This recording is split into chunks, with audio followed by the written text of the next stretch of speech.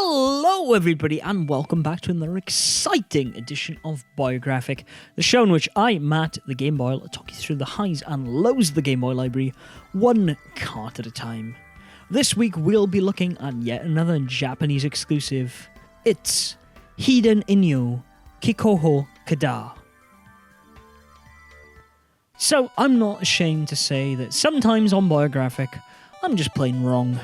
I do my research, I write the scripts, then I fact check them. But sometimes this isn't enough and mistakes happen. Usually I try and correct these whenever possible, and the subject of this video is in a way a correction in itself.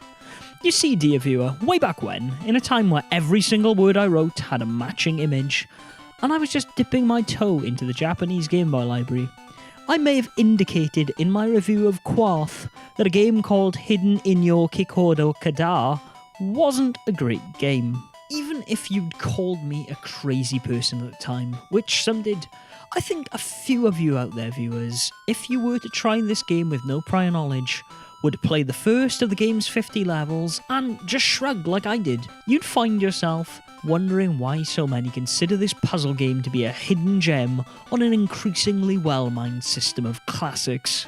I think this is mainly due to the fact that what Kada may seem to lack from the off in terms of visuals and gameplay is made up for consistency as it goes along. The game starts with a little story explaining that your character is trying to heal 5 sick maidens, but this is of relatively no importance to the gameplay, as you're not cooking up potions or aligning pills to kill viruses, but actually you're using the power of magnetism. It does make some sense, as magnet therapy is a thing within Japanese culture, but as you find yourself puzzle platforming as a bomb-looking character for 90% of the game, the story is a loose fit at best. As you'd expect from a game based entirely around the idea of polarity, you mainly solve puzzles in Kada by switching between two states, white for plus, black for negative. This isn't done as you might expect from the push of a button, but by collecting several orbs around the stages in each colour. These orbs not only allow you to switch the polarities however, but are actually the aim of the game. Collecting each black and white orb scattered around the level will unlock an exit and allow you to advance. It sounds straightforward enough, but you'd be surprised at how difficult Kada can get. It's not just down to the game's enemies and timer either. In fact, I'd go so far as to say they actually impose very little threat to the player. The biggest challenge you're going to face in Kada is without a doubt, dear viewer, your own mind. Yep, it's one of those puzzle games where there's nobody to blame for failing a stage but yourself, as by limiting polarity shifts to the game's collectibles, it's increasingly important to think about how you tackle each stage before you do it. Your in-game abilities are limited to moving around and jumping with the A button. As the keen-eyed among you will have already noticed, dotted around the stage are arrows that match the colours of our hero can turn. This means you can only jump up a black arrow if you're of the same polarity. I.e., if you're white and you jump up a white arrow, you will jump twice as high, while being white on black will mean that you can only jump half your usual height.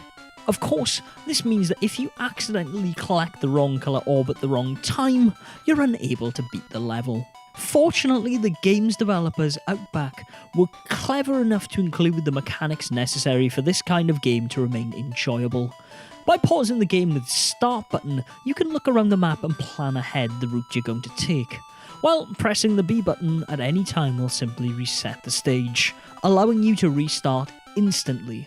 While for a large majority of the game, your success will factor on simply having the foresight to plan your route, you'll soon find yourself up against more than just tricky jumps. The game features teleporters only accessible with certain polarities, blocks that you can attract and repel to stand on, not to mention some incredibly tricky stages at the end that involve you balancing opposite blocks on our hero's head. It's an easy game to pick up, sure. It's why I didn't rave about the game before I'd gotten into it too deeply. But when you reach the game's 4th and 5th scenarios, i.e. the 40th and 50th stages, I guarantee you, dear viewer, you're going to find some of the most difficult yet rewarding puzzles I've ever experienced on the Nintendo Game Boy. As I previously mentioned, the game's monsters aren't too much of a threat in Kadar. Well, not until much later in the game anyways, as they'll not kill you, but knock you backwards and eat up time. They all have a set pattern though, which can generally observe from a safe distance, meaning avoiding them shouldn't be too much of a headache. The game's timer also plays no real threat, as it's often kept at bay by the game's optional collectibles, a key, candy, or a clock that allow you to refill precious seconds. Just remember to press start if you get stuck to stop the clock and have a look around, which, for me at least, makes the whole timer seem largely unnecessary. Speaking of stuff the game could have done without, lives! Yes, while you can continue as much as you want in Kadar, every now and again you'll hit a continue screen that only really serves to slow down your resets. Fortunately, these screens do offer a password, meaning if you do hit a wall or the end of your car journey, you'll be able to pick up and play where you left off at a later date. If you like puzzle games with a bit of depth to them, then give Kadar a go. While the story and some of the mechanics may arguably be irrelevant, it's the core gameplay on offer here that really shines through, especially if you like your portable play skewing very high on the difficulty ramp. The visuals are pretty basic to keep the game fast, and the music is full of tunes you'd be humming long after you've put the Game Boy down. And while I can't stress enough you'll be tempted to overlook this game if you had a bad first impression, stick with it and I guarantee you'll find a challenging puzzler in Kadar that will really impress.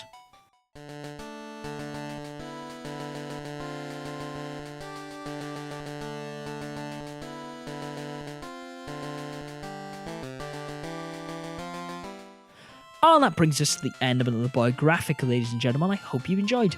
If you have, please remember to click the like and subscribe buttons and share it with people you think may be interested, as that's how it gets around. Be sure also to check out some more about Boyographic and Boy Curious videos, as well as following me on Twitter at Gameboy and on Facebook and Instagram at the same place. Until next week, folks, where I guarantee there will be a new episode because I've already done it. Game on.